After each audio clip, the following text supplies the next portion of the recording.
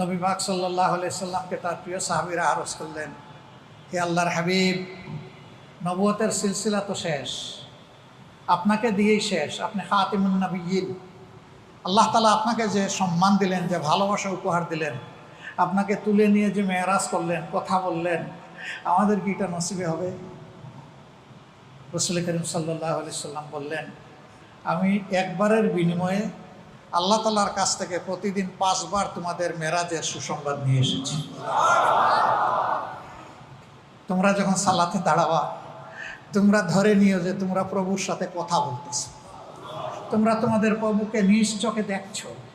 যদি চামড়ার চোখ দিয়ে না দেখো, তুমি তোমার অন্তরের চোখ দিয়ে দেখছো। এতটুকু যদি তোমার ইমানের গভীরতা না থাকে, তাহলে নিদন পক্ষে তোমাকে এতটুকু মনে করতে হবে যে তোমার প্রভু তোমাকে দেখছে।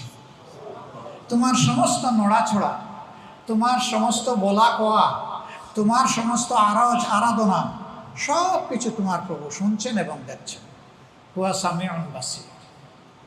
এবং তোমার অন্তরের মধ্যে তুমি কি কল্পনার জাল বুনো, তাও তোমার প্রভু দেখেন। হুয়া আলিমুম বিযাতিস সুদূর।